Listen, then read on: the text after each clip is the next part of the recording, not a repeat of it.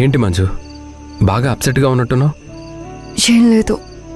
లేదు లేదు, నువ్వు దేని గురించో బాగా ఆలోచిస్తూ చెప్పడానికి వెనకాడుతున్నట్టున్నావు. ఆ దాక్షాయిణి గురించి. ఇప్పుడు ఆవిడ నిన్నేమంది? నన్నేమన్నా పర్వాలేదు, కానీ ఇంట్లో కాంపిటీషన్స్ మొదలవుతున్నాయి. క్యాజువల్గా అన్నట్టుంది, నువ్వు సీరియస్గా తీసుకోకు. దాని గురించి కాదు సత్య గారు. ఆవిడ భోజనానికి వచ్చి ఇక్కడే సెటిల్ అయిపోయింది.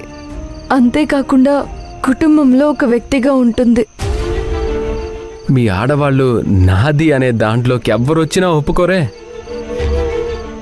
నా కుటుంబం అని నువ్వు ఫీల్ అవుతున్నావు, అందుకే తను మధ్యలో వచ్చేసరికి బాధ అనిపించుంటుంది. అంతేకాదు, కొత్త వ్యక్తులొచ్చి కుటుంబంలో కలిసిపోయినప్పుడు ఏ ఆడవాళ్లకైనా నా కుటుంబం ఎటుపోతుందో అన్న బాధ కలుగుతుంది. కరెక్టే కావచ్చు, కానీ ఆవిడొచ్చిన దగ్గర నుంచి నాకు సిరి బాధ కొంత తప్పింది. సిరి ఆవిడకి బాగా క్లోజ్గా మూవ్ అవుతుంది. లోన్లీ అన్న ఫీలింగ్ తనలో ఇప్పుడు కనిపించట్లేదు. అదేంటి, మీరుండగా తను లోన్లీగా ఎందుకు ఫీల్ అయింది? నేను మనిషిగా తనతో ఉన్నాను, కానీ మనసంతా నీ దగ్గరే ఉంది కదా. ఆవిడుంటేనే బాగుంటుందేమని అనిపిస్తుంది. ఆవిడతో కబుర్లు చెప్పుకుంటూ సిరి అన్నీ మర్చిపోయి హ్యాపీగా ఉంటుంది. నువ్వు కూడా హ్యాపీగా ఉండొచ్చు కదా. ఎలా ఉండగలను? మన పెళ్ళైన తర్వాత వస్తున్న మొదటి పండుగ ఇది. పైగా నాకే కృష్ణాష్టమి అంటే చాలా ఇష్టం. ఎందుకంటే చిన్నప్పుడు మా అమ్మ కృష్ణుడి పాదాలు బాగా వేయకపోతే నీ మొగుడు అత్తింటి వాళ్ళు కనీసం కృష్ణాష్టమి రోజున కృష్ణుని పాదాలు కూడా వేయడం నేర్పించలేదంటారని ఆట పట్టించేది. ఆ కృష్ణాష్టమి రేపే. ఎదురుగా భర్తున్నా అత్తింటి వాళ్ళున్నా సెలబ్రేట్ చేసుకోలేని పరిస్థితి. అందుకే బాధగా ఉంది. హే కృష్ణ, ఏంటయ్యా నీ లీలలు? వేల మంది గోపికలకి ఏ కష్టం లేకుండా చూసుకున్నావు. నీకు పూజ చేయాలని, కృష్ణాష్టమి జరుపుకోవాలని బాధపడుతున్న నా భార్యకి సాయం చేయలేవా? నువ్వెన్నో సాయాలు చేసావు కదా, ఏదో ఒక్క మాయ చేసి రేపొక్కరోజు మాత్రం కృష్ణాష్టమి జరుపుకొని నా భార్య హ్యాపీగా ఉండేలా చూడు స్వామి. అలా కోరుకున్నవన్నీ జరగాలంటే నేనెన్నో కోరుకునేదాన్ని. అయితే నువ్వు తప్పు చేశావు. కోరుకోవాల్సింది ఆయన కృష్ణుడు.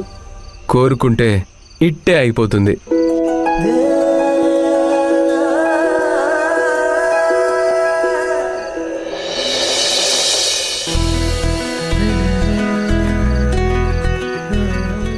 ఏంటి సిస్టర్ ఇది?